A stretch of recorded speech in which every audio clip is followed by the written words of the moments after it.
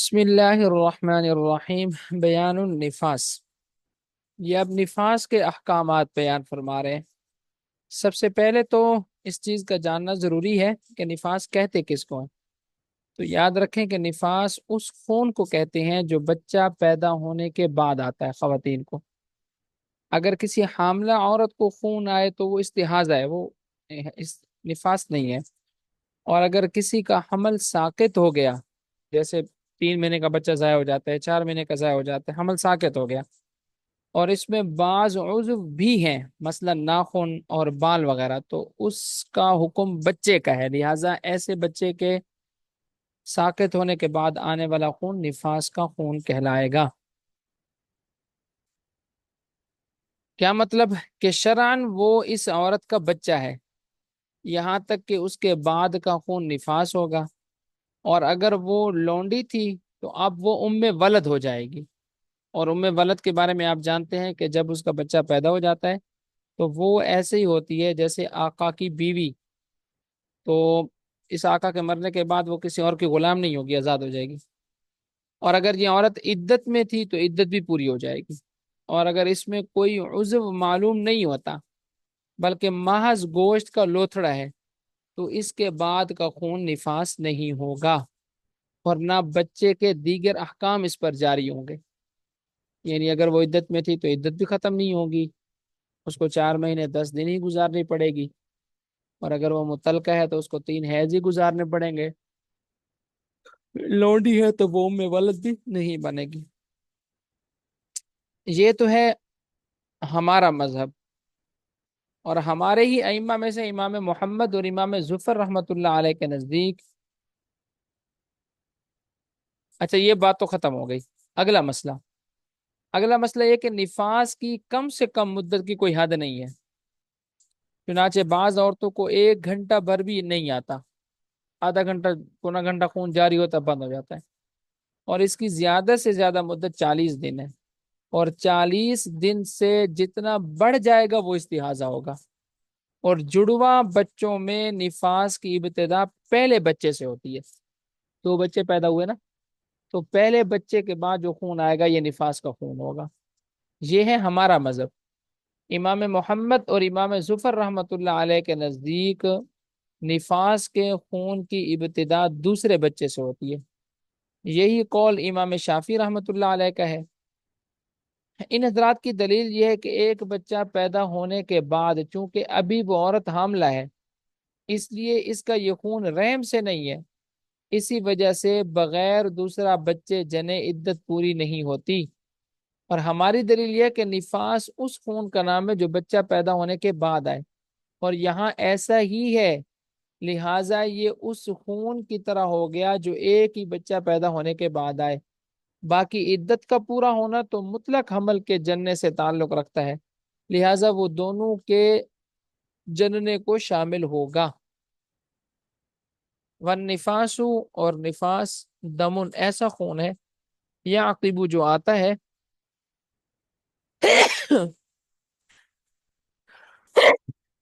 الولد بچے کے پیدا ہونے کے بعد، ودم الحاملی حاملہ عورت کا خون استحاضۃ، یہ استحاضہ ہے۔ والسقط، اگر بچہ ضائع ہو جاتا ہے، ان ظہر بعض خلقہ، ان ظہر بعض خلقہ، اگر اس کی تخلیق کی کچھ چیزیں ظاہر ہو گئی ہیں، والدن تو اس کا حکم لڑکے کی طرح ہے۔ ولا حد، اور کوئی حد مقرر نہیں ہے، لأقلہ، نفاس کی کم از کم مدت کی، وہ 1 گھنٹہ بھی ہو سکتا ہے، وہ اکثر ہو، اور زیادہ سے زیادہ جو مدت ہے 40 یومن، یہ 40 دن ہے۔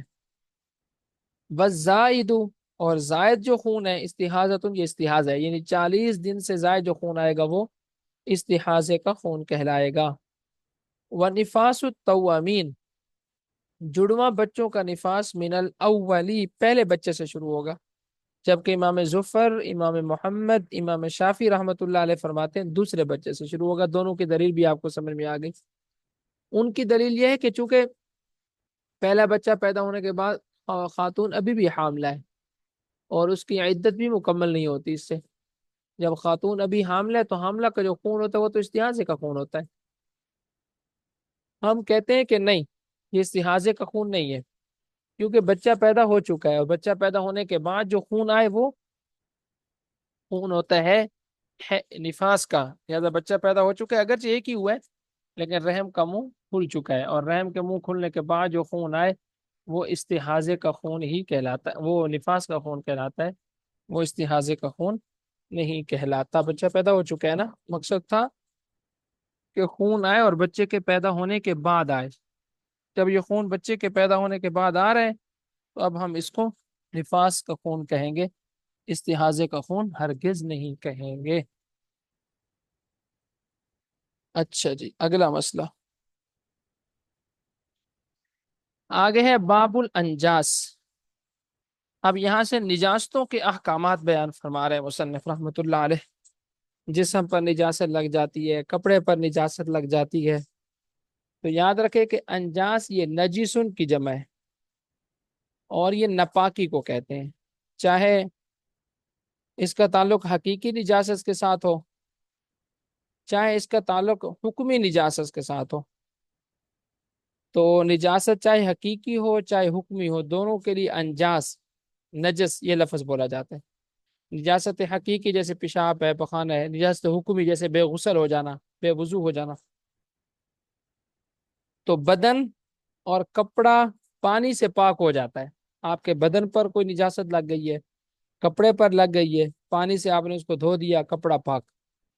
اور ہر ایسی بہتی پاک چیز سے بھی جو نجاست کو دور کرنے والے، مثلا سرکہ ہے، گلاب کا پانی ہے، اس سے بھی اگر آپ کپڑا دھو دیتے ہیں، جسم دھو دیتے ہیں، تو آپ کا کپڑا اور جسم پاک ہو جائے گا. لیکن تیل سے جسم پاک نہیں ہوتا، کیونکہ تیل ایک ایسی چیز ہے جو خود جسم سے دور نہیں ہوتی. تو جب وہ خود دور نہیں ہو، تیل لگ جائے تو وہ دور نہیں ہوتا ہے جب تک آپ صابن سے نہ دھوئیں. تو جب تک تیل جسم سے خود دور نہیں ہوتا، وہ نجاست کو کیسے دور کرے گا؟ پانی دور ہو جاتا ہے. اسی طرح شہد ہے، شیرہ ہے، گھی ہے، یہ سب تیل کے حکم میں ہے، اور یہی صحیح ہے، کیونکہ یہ چیزیں نجاست کو دور کرنے والی نہیں ہیں، اور نہ ہی یہ نجاست کو دور کرنے کے لیے بنائی گئی ہیں. اگر موزے پر، موزہ جو جوتا ہم پہنتے ہیں یا موزہ پہنتے ہیں، اس پر گاڑی نجاست لگ جائے، مثلا پخانہ لگ جائے، گوبر لگ جائے، تو وہ زمین پر رگڑ کے اتار دینے سے پاک ہو جاتا ہے. اور اگر گاڑی نہیں ہے، مثلا پیشاب ہے، ناپاک پانی ہے، تو اسے دھونا پڑے گا، چاہے وہ نجاست خشک ہو جائے چاہے خشک نہ ہو. اور خشک منی، انسان کے جسم سے منی نکلتی ہے، مادہ منویہ جو نکلتا ہے، خشک منی چاہے بدن پر ہو چاہے کپڑے پر ہو، ہاتھوں سے رگڑنے اور کھرچنے سے پاک ہو جاتی ہے، ورنہ اسے دھونا چاہیے. یعنی منی خواہ غلیظ ہو یا رقیق، پتلی ہو یا گاڑی، مرد کی ہو یا عورت کی ہو، ہاتھوں سے رگڑنے اور کھرچنے سے اس کی ناپاکی جاتی رہتی ہے، اور اس کا دھبا رہنے میں کوئی حرج نہیں ہے. اور اگر منی خشک نہیں ہے بلکہ تر ہے تو اسے دھونا چاہیے، کیونکہ امام صاحب رحمۃ اللہ علیہ کے نزدیک منی ناپاک ہے، بخلاف امام شافی رحمۃ اللہ علیہ کے، ان کے نزدیک پاک ہے، دھونے اور کھرچنے کی بھی ضرورت نہیں ہے. اور امام مالک رحمۃ اللہ علیہ کے نزدیک ایسی ناپاک ہے کہ بغیر دھوئے فقط کھرچنے سے بھی پاک نہیں ہوتی. مگر انصاف اور غور سے دیکھنے پر امام صاحب رحمۃ اللہ علیہ کا مذہب سب مذہبوں سے بہتر معلوم ہوتا ہے، کیونکہ ایسی چیز کا ناپاک ہونا جو غسل کا باعث ہو اور پیشاب کی جگہ سے نکلتی ہو، آثار اور قیاس سے بہت ہی قریب معلوم ہوتا ہے. خشک منی کا رگڑنے سے پاک ہو جانا بھی احادیث صحیحہ سے ثابت ہے، اگرچہ اس کا دھبا باقی رہ جائے. اسی طرح تلوار جیسی چیزیں، مثلا آئینہ ہے، چھری وغیرہ ہے، اگر ان کے اوپر نجاست لگ جائے تو آپ نجاست کو کسی چیز کے ساتھ صاف کر دیں، چاہے دھوئیں نہ، وہ پاک ہو جائے گی. چاہے نجاست خشک ہو یا تر ہو، پیشاب پخانا جو بھی چیز بھی ہو، آپ کی تلوار پر لگ گیا ہے، آئینے پر لگ گیا ہے، شیشے پر لگ گیا ہے. اور زمین اگر نجاست ہو جاتی ہے، نجس ہو جاتی ہے، تو زمین خشک ہو جانے سے، نجاست کا اثر ختم ہو جانے سے وہ زمین پاک ہو جائے گی، لیکن آپ اس زمین پر صرف نماز پڑھ سکتے ہیں، تیمم اس زمین سے نہیں کر سکتے. یہاں تک ترجمہ دیکھے پہلے. یطہر پاک کیا جا سکتا ہے، البدن جسم کو، وصوبو اور کپڑے کو، بالمائی پانی کے ساتھ، و بمائعن اور ایسی بہنے والی چیز کے ساتھ، مزیل جو نجاست کو زائل کرنے والی ہو، کل خلی جس طرح کے سرکہ، وماء الوردی اور گلاب کا پانی، لد دہنو تیل ایسا نہیں کر سکتا، تیل سے جسم پاک نہیں ہوگا، والخفو اور موزہ، بدل کی رگڑنے کے ساتھ پاک ہو جاتا ہے، بنجسن اگر اس کے ساتھ نجاست لگی ہوئی ہے، زی جرمن اور وہ نجاست ہے بھی جسم والی، جیسے پیشاب، جیسے پخانہ وغیرہ ہے، جرم، جرم کا معنی کیا ہوتا ہے؟ جسم والی۔ اور اگر جسم والی نجاست نہیں ہے، جیسے پیشاب ہے یا گلی کا گندا پانی ہے، گٹر کا پانی ہے، وہ آپ کے موزے پر لگ جاتا ہے، جوتے پر لگ جاتا ہے، تو پھر رگڑنا کافی نہیں ہے، یو سر اس کو دھویا جائے گا۔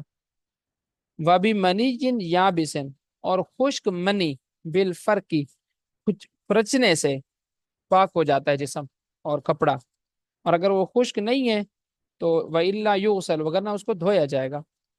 وَنَحْوِ السَّيْفِ اور تلوار کی مثل چیزیں، نحو کا ترجمہ کرنا ہے یہاں مثل، تلوار کی مثل چیزیں، تلوار کی مثل سے مراد یہ کہ ایسی ٹھوس چیزیں ہیں کہ جن کے اندر ناپاکی داخل نہیں ہوتی، ٹھوس چیزیں ان کے اوپر نجاست لگ جائے بالمسح تو صاف کرنے سے، کسی کپڑے وغیرہ کو لے کر، ٹشو لے کر آپ نے صاف کر دے، وہ پاک ہو جائے گے۔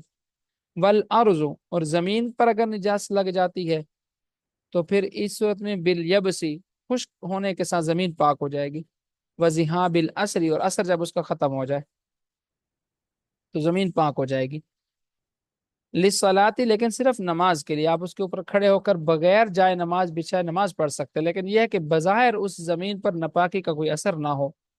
لا للتیمم، تیمم ایسی زمین سے آپ نہیں کر سکتے، مثلا کوئی جانور کھڑا تھا، اس نے پیشاب کر دیا، لیکن دوسرے دن تیسرے دن وہ زمین مکمل خشک ہو گئی، یا جانور کے پیشاب وغیرہ کے کوئی آثار وہاں پر موجود نہیں ہے، تو پھر آپ ایسی جگہ پر کھڑے ہو کر نماز پڑھ سکتے ہیں۔ بیان ما عفی من النجاستی، اب یہاں سے مصنف رحمت اللہ علیہ کتنی نجاست کی چھوٹ ہے کہ اس کے ساتھ بھی آپ نماز پڑھ سکتے ہیں، یہاں سے مصنف رحمت اللہ علیہ ان کو بیان فرما رہے ہیں۔ فرماتے ہیں کہ نجاست مغلظہ،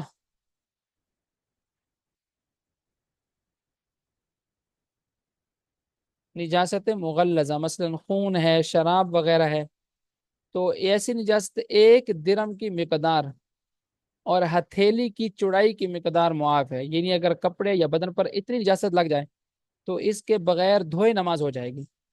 مرغی کی بیٹ ہو گئی، جانوروں کا پیشاب جن کا گوشت نہیں کھایا جاتا، اور لید اور گوبر، یہ ساری نجاستیں مغلظہ ہیں، اگر ان چیزوں میں سے ایک درم کی مقدار کہیں جسم پر لگ جائے تو یہ معاف ہے۔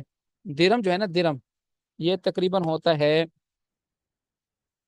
3.5 کا ہوتا ہے، لہٰذا اگر نجاست غلیظہ ہے تو درم کے وزن سے اندازہ کر لیا جائے، اور اگر وہ رقیق ہے، پتلی نجاست ہے، تو ہتھیلی کی چوڑائی سے ناپ لی جائے، بس اگر ان مقداروں سے زیادہ ہے تو اس کو دھونا فرض ہے، اور اگر کم ہے تو دھونا مستحب ہے، مثلا پیشاب وغیرہ لگا ہے تو چوڑائی کے برابر معاف ہے، اور اگر گوبر وغیرہ، گوبر بھی ان جانوروں کا جن کا گوشت نہیں کھایا جاتا، ان کا نجاست مغلظ ہے، یا انسانوں کا پیشاب ہے، بڑا پیشاب، وہ جسم پر لگ جائے تو اگر وہ ایک درم کی مقدار یا اس سے کم ہے تو آپ نماز پڑھ سکتے ہیں بغیر دھوئے بھی، لیکن اس سے زیادہ ہو تو پھر نماز پڑھنا جائز نہیں ہے۔ وعافیہ اور معاف ہے، قدر الدرہمی، درہم کی بقدر نجاست، کا عرض الکفی جس طرح کے ہاتھ کی ہتھیلی کی چڑائی ہوتی ہے، میں نجس مغلظ نجاست غلیظہ، اتنی معاف ہے۔ نجاست غلیظہ کون سی؟ اس کے کچھ مثالیں دی ہیں، قدمی جس طرح کے خون ہے، والخمری شراب ہے، وخرع دجاجتی مرغی کی بیٹ ہے، یہ بھی نجاست غلیظہ ہے، وبول ما لا یؤکل لحمه اور پیشاب ان جانوروں کا جن کا گوشت نہیں کھایا جاتا، والروس اسی طرح گوبر ہے ان جانوروں کا جن کا گوشت نہیں کھایا جاتا، والخسی اور اسی طرح مینگنیاں ہیں ان جانوروں کے جن کا گوشت نہیں کھایا جاتا، وما دون ربع الصوب من مخفف، لیکن جو نجاست خفیف ہے، ہلکی نجاست ہے، نجاست خفیف ہے، اگر چوتھائی کپڑے سے کم نجاست خفیفہ ہے تو وہ معاف ہے، آپ اس کے ساتھ نماز وغیرہ پڑھ سکتے ہیں۔ یہاں اس کپڑے کی چوتھائی مراد ہے جس میں کم از کم نماز ہو جاتی ہے، مثلا ایک تہمن ہو یا ایک چادر ہو، اور بعض کا قول یہ کہ اس جگہ کی چوتھائی مراد ہے جہاں نجاست لگی ہے، جیسے دامن ہے یا آستین ہے، اور یہی قول صحیح ہے. مثلا آپ کے دامن پر نجاست لگ گئی ہے تو دامن کے ٹوٹل کا چوتھائی حصے سے کم ہے تو معاف ہے، وگرنہ معاف نہیں ہے. نجاست خفیفہ. مثلا ان جانوروں کے پیشاب میں جن کا گوشت کھایا جاتا ہے، یا گھوڑے کا پیشاب لگ گیا، یا ان پرندوں کی بھی جن کا گوشت نہیں کھایا جاتا، یا مچھلی کے خون میں، یا خچر اور گدھے کے لعاب میں، تو یہ معاف ہے سارے. اتنے جو ہیں یہ کیا ہیں؟ معاف ہیں. ومادونا، اور جو کم ہو ربع الثوب کپڑے کے چوتھائی سے، من مخفف نجاست خفیفہ میں سے، یہ معاف ہے. اب نجاست خفیفہ کون کون سی ہے اس کو بیان کر رہے ہیں. کبول ما یؤکل لحمه، ان جانوروں کا پیشاب جن کا گوشت کھائے، جیسے بکری ہے، بھیڑ ہے، گائے ہے، بھینس ہے. والفرس، اور گھوڑا ہے. وخرع الطیر، اور ایسے پرندے کی بیٹ، لا یؤکل لحمه، جس کا گوشت نہیں کھائے، جیسے چیل ہے، باز ہے، کوا ہے. ودم السمک، کسی طرح مچھلی کا گوشت خون لگ جاتا ہے تو وہ بھی ناپاک ہے، لیکن نجاست خفیف ہے. ولعاب البغل، خچر کا منہ کا لعاب ہے، تھوک ہے اس کا. والحمار، اسی طرح گدھے کے جائیں تو چوتھا حصہ معاف ہے.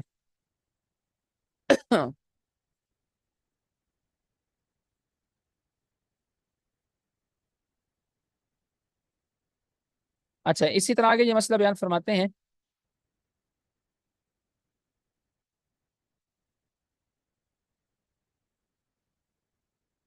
یہاں یہ بات یاد رکھ لیں کہ امام ابو یوسف رحمۃ اللہ علیہ کا قول یہ ہے کہ مچھلی کا خون نجاست خفیفہ ہے، جیسے یہاں بیان ہوا ہے، کیونکہ وہ خون کی صورت ہوتا ہے. اور امام اعظم اور امام محمد رحمۃ اللہ علیہ کا قول یہ ہے کہ مچھلی کے اندر کا سرخ پانی حقیقت میں خون نہیں ہوتا، لہٰذا وہ نجس بھی نہیں ہے، بلکہ ظاہر روایت میں پاک ہے، کیونکہ خون کا جانور پانی میں زندہ نہیں رہ سکتا.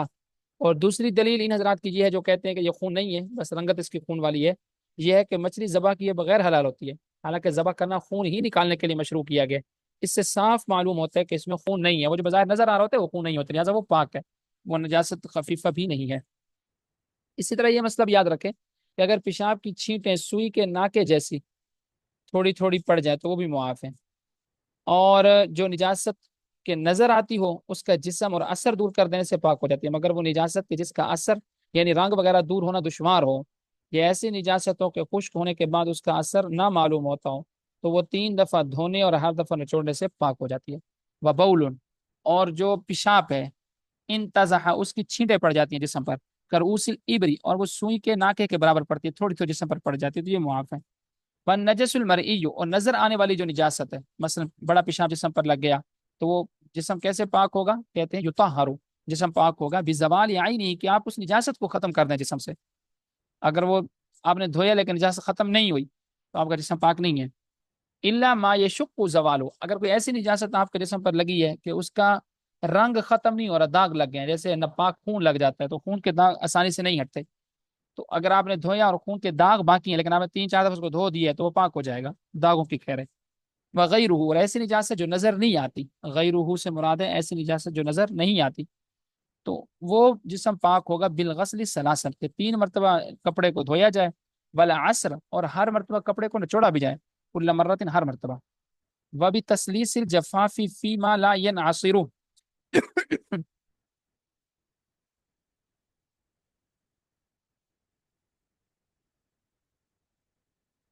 یہاں سے یہ مسئلہ بیان فرماتے ہیں کہ جو چیزیں نچوڑی نہیں جا سکتی، مثلا جیسے بیڈ بیڈ شیٹ، کیا نام ہے اس کا، میٹرس وغیرہ ہوتا ہے، وہ نچوڑا نہیں جا سکتا،